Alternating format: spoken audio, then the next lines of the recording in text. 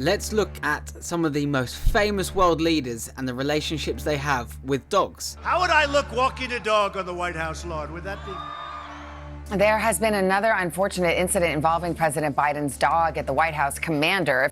It is the 11th known time that the 2-year-old German Shepherd has bitten someone. We discover a more personable and relatable side to these figures who shaped history. The bond between leaders and their dogs adds a layer of humanity to their public personas. Many world leaders, past and present, have been known for their affinity with dogs. John F. Kennedy, the 35th President of the United States, had several dogs. Queen Elizabeth II was known for her love of corgis. Barack Obama, the 44th President of the United States, had 2 Portuguese water dogs named Bo and Sunny during his first time in the White House. The 32nd President of the United States, Franklin D. Roosevelt, was a dog lover. He had a Scottish Terrier who became famous and even had a statue dedicated to him alongside Roosevelt in Washington, D.C.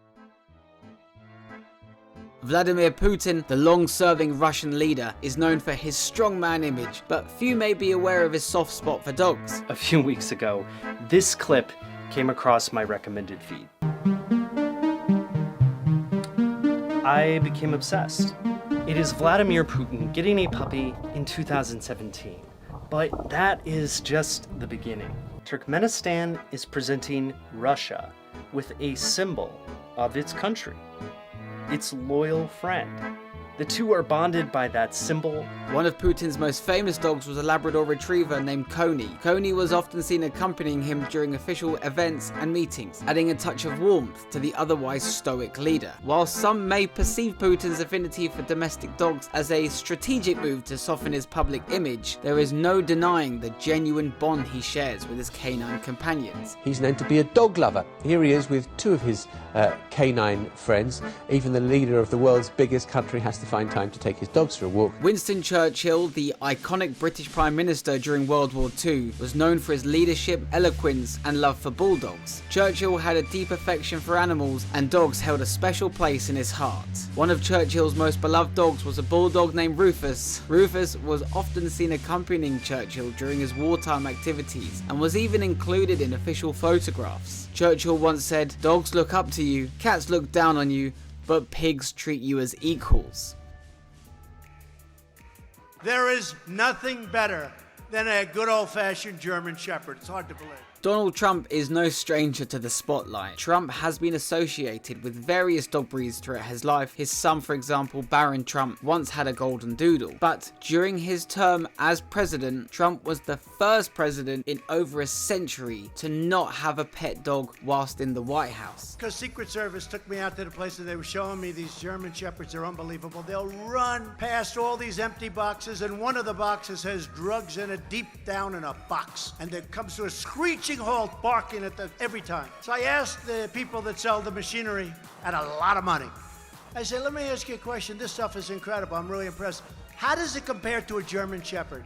Guy looks at me and goes, sir, honestly, it's not as good. Can you believe it? German Shepherd.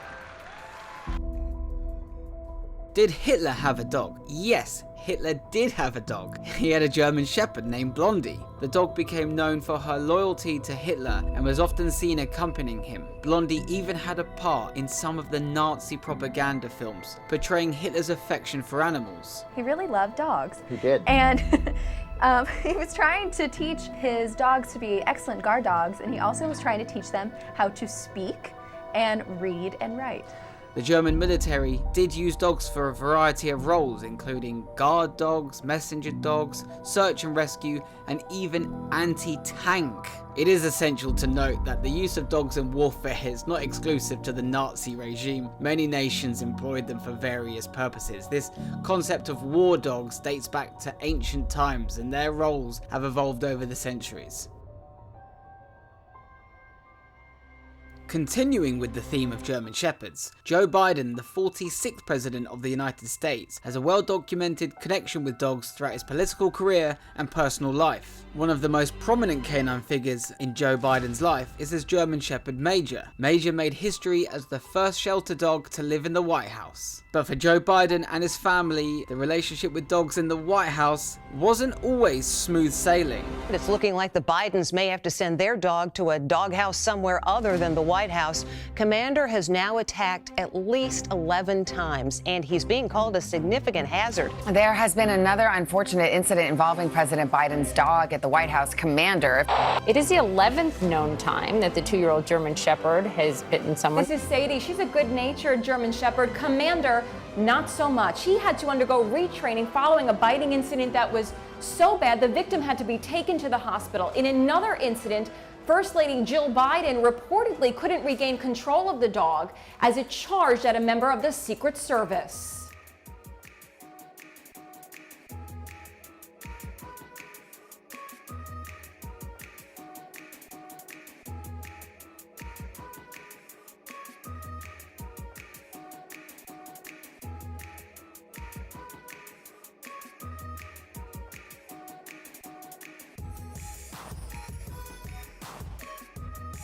How would I look walking a dog on the White House lawn? Would that be...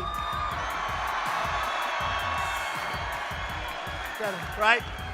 Sort of not for, I don't know, it doesn't, I don't feel good.